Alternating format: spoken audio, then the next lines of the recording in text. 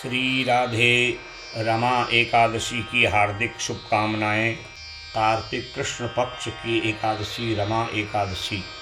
रमा का अर्थ लक्ष्मी है और भगवान विष्णु की परम आराधनीय शक्ति परम प्रिया माँ रमा लक्ष्मी हैं। रमा एकादशी का जो मनोभाव से व्रत करते हैं, भगवान विष्णु उनको निष्पाप कर अपना लोक प्रदान करते हैं। एक समय राजा युधिष्ठिर महाराज जी ने भगवान कृष्ण से कार्तिक कृष्ण एकादशी की महिमा को सुनाने का निवेदन किया। को धर्मः सर्वधर्माणां भवतः परमो मतः किम जपन्मुच्यते जंतुर जन्म संसार बंधना, कि किस व्रत से किस नाम से जीव संसार से मुक्त हो जाता है। तब भगवान श्री कृष्ण कहते हैं कि हे युधिष्ठिर, भगवान अपने भक्तों को जानते हैं, समझते हैं और उनकी अंतर्मन की बात को जानकर उनकी समस्त कामनाओं को पूर्ण करते हैं। नमः समस्त भूतानां आदिभूताय भूभृते अनेक रूप रूपाय विष्णवे प्रविष्णवे। प्रत्येक प्राणियों में जो आत्मा रूप में निवास करते हैं, ऐसे भगवान नारायण की महिमा को बताने वाली रमा एकादशी की कथा मैं तुम्हें सुनाता हूँ।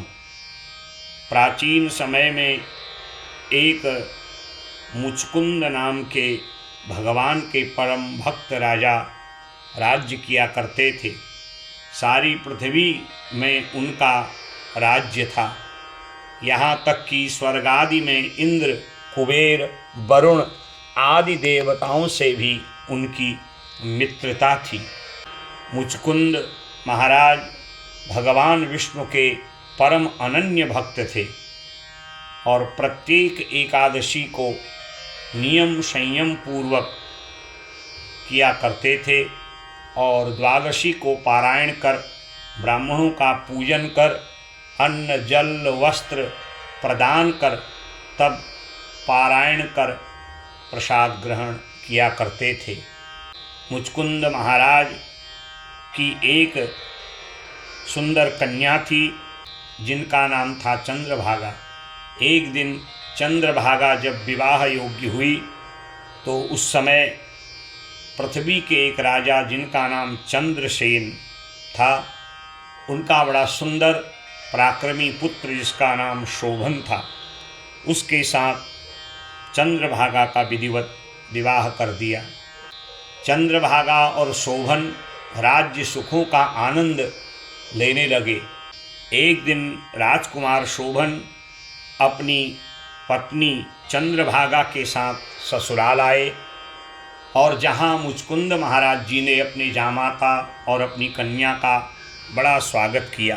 कुछ दिनों तक राजकुमार वहाँ रहे और तब कार्तिक मास आया और कार्तिक मास की कृष्ण दशमी के दिन राजा ने पूरे राज्य में घोषणा कराई कि कल रमा एकादशी है और विधिवत इस एकादशी का सबको व्रत लेना है। राजा मुचकुंद का इतना प्रभाव था कि उस एकादशी को मनुष्य तो छोड़िए, पशु पक्षी भी तृण नहीं खाते थे, अन्न जल ग्रहण नहीं करते थे। जब यह बात शोभन को पता चली तो वह अपनी पत्नी चंद्रभागा से कहने लगे कि मैं तो बिना अन्न जल के रह नहीं सकता हूँ और वैसे मैं बड़ा दुबला पतला हूँ, तुम कोई उपाय करो। तब चंद्रभागा कहती हैं कि मेरे पिता की राजाज्ञा का कोई तिरस्कार नहीं कर सकता। हमारे राज्य के पशु पक्षी भी प्रयत्न पूर्वक एकादशी का व्रत करते हैं। आपको भी एकादशी का व्रत का पालन करना पड़ेगा। रात भर राजकुमार शोभन को नींद नहीं आई जब भोर बेला हुई, राजा मुचकुंद और उनके समस्त राज्य के लोगों ने स्नान आदि से निवृत्त होकर के एकादशी व्रत लेना आरंभ किया, तो शोभन को भी यह व्रत करना आवश्यक हो गया और बड़ी मुश्किल से दिन बीता। शोभन ने भी इस व्रत का पालन किया। रात्रि में जागरण संकीर्तन करते करते राजकुमार शोभन को इतनी कमजोरी, इतनी दुर्बलता हुई कि इसके प्राण निकल गए। राजा ने शोक को सहन किया और अपनी पुत्री चंद्रभागा को समझाया और ब्राह्मणों को बुला करके प्रातःकाल नदी के किनारे चंदन आदि के काष्ठ में अपने जामाता शोभन का अंत्येष्टि कर्म किया। अनायास किए हुए इस रमा एकादशी के व्रत के प्रभाव से शोभन को दिव्य विष्णुलोक की प्राप्ति हुई और कुछ समय तक विष्णुलोक में रहने पर एकादशी के व्रत के प्रभाव से उसका पुनः मंदरांचल पर्वत के पास देवपुर नाम राज्य में जन्म हुआ, जहाँ का यह पराक्रमी राजा बना और इसके राज्य का बड़ा प्रभाव था। एक दिन महाराज मुचकुंद के राज्य में रहने वाले सोम शर्मा नाम के ब्राह्मण भ्रमण करते करते मंदरांचल पर्वत में देवपुर नाम के राज्य में पहुँचे, जहाँ शोभन को देख करके सोम शर्मा बड़े आश्चर्यचकित हुए और शोभन को पूछा कि आपकी तो मृत्यु हो गई थी, परंतु मैं आपको पुनः इस रूप में देख रहा हूँ, बड़े आश्चर्य की बात है। तब शोभन राजकुमार ने अपने पूर्व जन्म की कथा बताई कि मैंने अनायास रमा एकादशी का व्रत किया, जिसका ये प्रभाव हुआ कि मैं विष्णुलोक का भोग कर इस देवपुर का राजा बना हुआ हूँ। आज सोम शर्मा बड़े प्रसन्न हुए और उन्होंने राजकन्या चंद्रभागा के मन की सारी बातें शोभन राजकुमार को बताई और कहा, आप इंतजार करिए। सोम शर्मा महाराज मुचकुंद के राज्य में लौट के आए और चंद्रभागा को जब सारी बात बताई तो आज चंद्रभागा बड़ी प्रसन्न हुई और वहाँ से सीधे अपने पति का दर्शन करने के लिए निकली और मार्ग में वामदेव ऋषि के आश्रम में जब चंद्रभागा पहुँची तो वामदेव ऋषि ने एकादशी के व्रत के प्रभाव से उनके शरीर को और दिव्य तेजोमय बना दिया और वामदेव ऋषि के ही निर्देश पर शोभन राजकुमार वहाँ लौटे और पूर्व जन्म का सारा वृतांत जब शोभन राजकुमार को बताया और चंद्रभागा राजकुमारी को बताया तो आज दोनों के मिलन पर बड़ा उत्सव हुआ है और पुनः दोनों एक हो गए। युधिष्ठिर से भगवान श्री कृष्ण कहते हैं कि हे युधिष्ठिर, जो मनोभाव से एकादशी के व्रत को करते हैं उनके समस्त संकल्पों को भगवान नारायण पूर्ण करते हैं।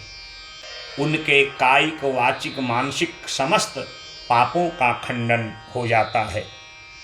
को धर्मः सर्वधर्माणां भवतः परमो मतः किम जपन मुच्यते जंतुर जन्म संसार बंधनात्।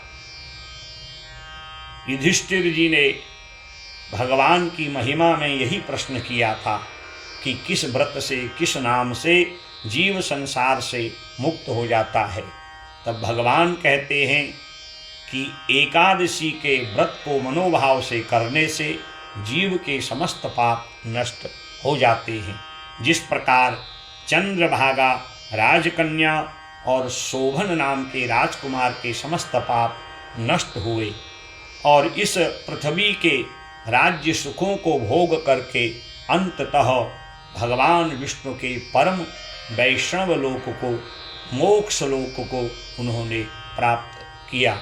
भगवान श्री कृष्ण कहते हैं कि हे युधिष्ठिर, जो इस रमा एकादशी के व्रत को नियम संयम पूर्वक करता है उसके समस्त पाप नष्ट होते हैं, इस लोक का सारा वैभव उसको प्राप्त होता है, और जब इस संसार के बंधनों से मुक्त होके वह परलोक की यात्रा पे जाता है, भगवान विष्णु उसको अपना दिव्य लोक प्राप्त कराते हैं। परमं यो महत्तेजः परमं यो महत्तपः परमं यो महद्ब्रह्म परमं यः परायणं पवित्राणां पवित्रं यो मंगलानां च मंगलम दैवतं देवतानां च भूतानां यो अव्ययः पिता। जो मोक्ष के देवता हैं, अंततः वे एकादशी व्रत के प्रभाव से अपने भक्तों का उद्धार कर देते हैं, कल्याण कर देते हैं, उनको मोक्ष गति प्रदान करते हैं। ऐसी रमा एकादशी व्रत की महिमा है। जो मनोभाव से इस कथा को सुनते हैं, भगवान उनके समस्त संकल्पों को पूर्ण करते हैं। हरि ओम तत्सत, हरि ओम तत्सत, हरि ओम तत्सत।